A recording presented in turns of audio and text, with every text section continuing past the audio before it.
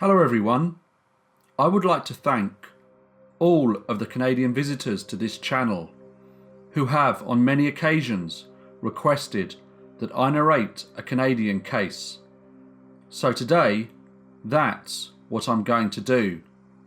This case was one of the most significant cases in the 20th century, not only in Canada, but also in the rest of the world. So sit back as we go to Ontario in the early 1900s. Angelina was born around 1883 and grew up on a farm north of Naples in Italy, near the small town of Caserta. She was 16 years old when she married Pietro Napolitano, and in 1901 the young couple joined the growing wave of Italians who migrated to the United States.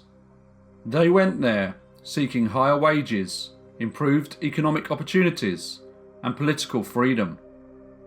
The young couple arrived in New York City full of hope for the future and decided that this would be a good place to live. It was an exciting time to be in New York, as the economy of the city was prospering, and in 1904 the New York subway opened. The couple stayed in New York for 7 years and had 4 children. It is not known why, but in 1909 they decided to move to Canada.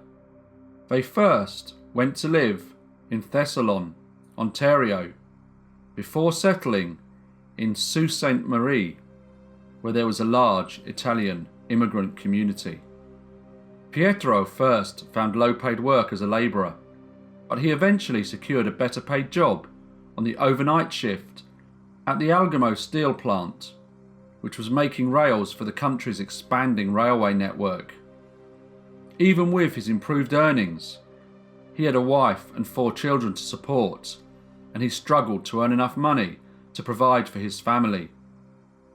His economic situation was not good, and his marriage had started to develop issues. Pietro had become violent and often hit and threatened his wife. In 1910, Pietro suddenly left the family home, abandoning his wife and children, which was a rash and selfish act that left Angelina unable to provide for her children. She was, however, a resourceful lady, so took in a lodger. After a while, believing that her husband had abandoned them, Angelina and the lodger started having a relationship. Sometime later, Pietro suddenly returned to the house. The lodger abruptly left, and the violent relationship continued. Pietro knew the family needed to generate more income, but also knew he was unable to earn more money in his current position. So he needed his wife to work to help the family's finances. But what could she do? She was in her 20s and attractive. So Pietro decided that the quickest and easiest way for her to contribute to the family income would be to work as a prostitute. Angelina absolutely refused to do this, but Pietro thought she would eventually realise that this was the best way to make some money, so he continued to tell his wife to go and work as a prostitute. Angelina was a respectful woman and continued to refuse his demands. One day, after she had again refused, he finally snapped, and instead of dishing out one of his regular beatings, this time he stabbed her 9 times with a pocket knife in the shoulder, arms, chest and face. Angelina spent the next 3 weeks in hospital. Pietro was arrested and pleaded guilty to wounding his wife with the intent to maim. The judge, however, accepted that he was provoked by his wife's affair and gave him a suspended sentence. The judge thought that as he was the only earner in the family, he would serve his family better by working than going to prison. Pietro continued to tell his wife that she needed to earn money, and he even sent clients to the house when he was out. She refused to open the door to any of them.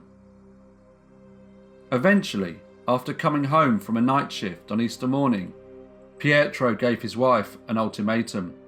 He said that she needed to make some money and that he was going to bed, but expected some money when he woke up. He said that if she had not made any money, he would put her out of the house, then kill her for abandoning him and the children. Pietro climbed the stairs to the bedroom and went to sleep. Angelina was terrified, as her husband often beat her, but if he carried out his threats, even if he didn't kill her, a violent attack from him could easily harm her unborn child. She decided that she could not stand his violent and threatening behaviour any longer, so she went to the woodshed and took out an axe. Like many women of the time, she often used the axe to split wood for her cooking stove, so she knew exactly how to use it. Only this time, she had a different plan for it. She took the axe inside the house and climbed the stairs. She entered the room where her husband was sleeping. He had worked hard that night on the shift, so he was sound asleep. She looked at him and thought of how he beat her and totally mistreated her.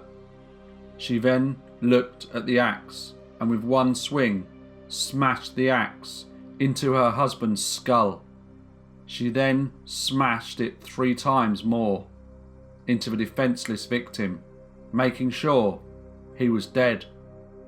After she slaughtered her sleeping husband with the axe, Angelina returned it to the woodshed and went to a neighbour to let her know what she had done, what she had been driven to do following years of violent abuse and humiliation.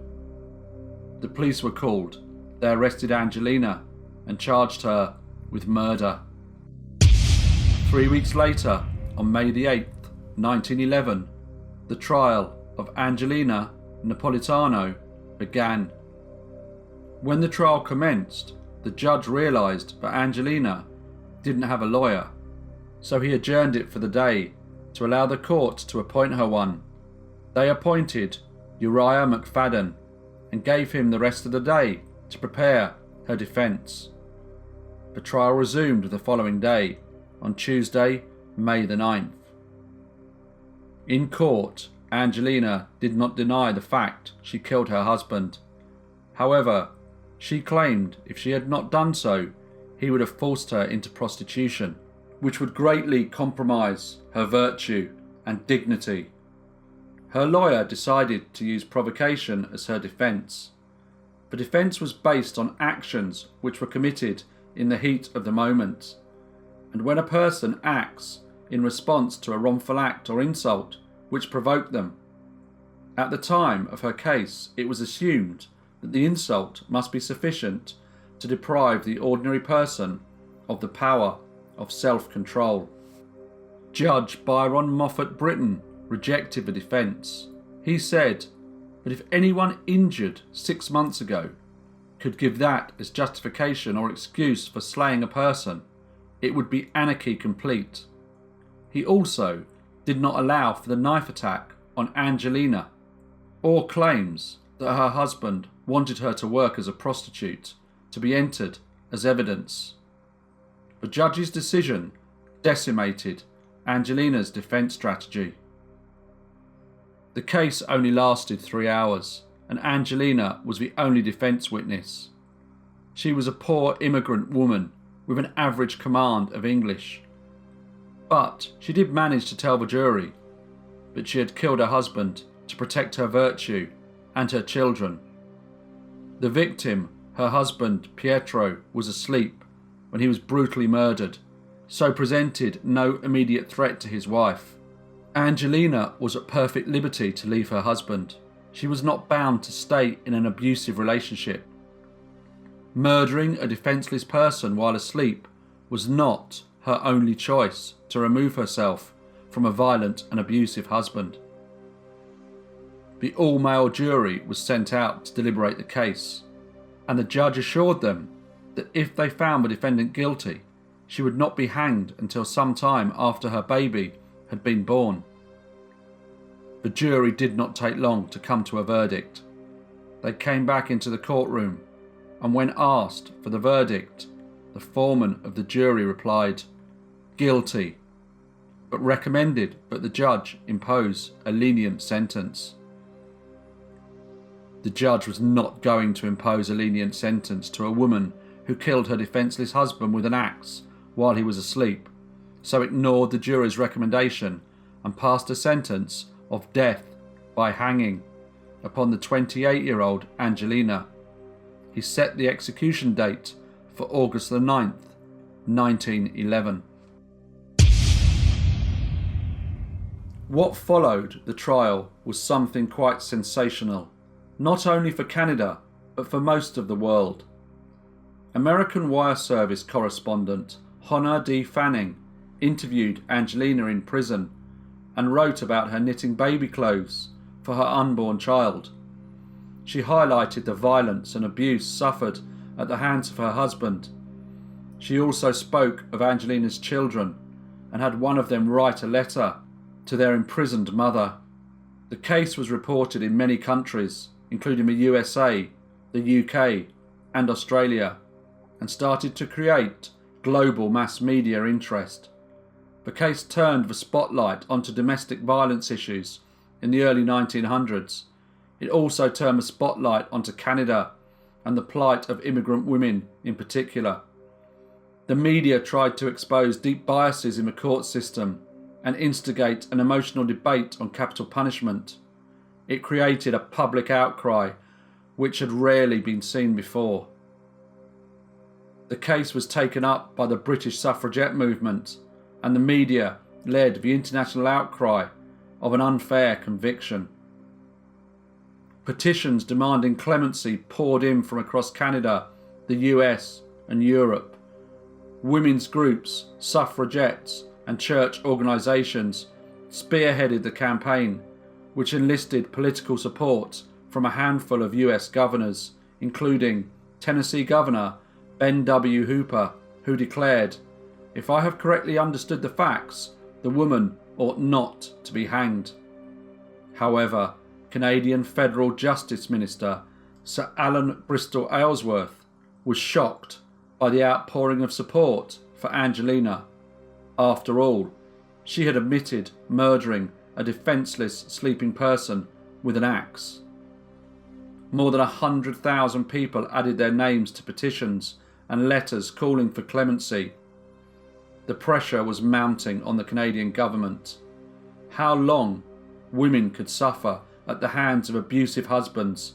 How long can women be silenced? No vote, no voice, no representation.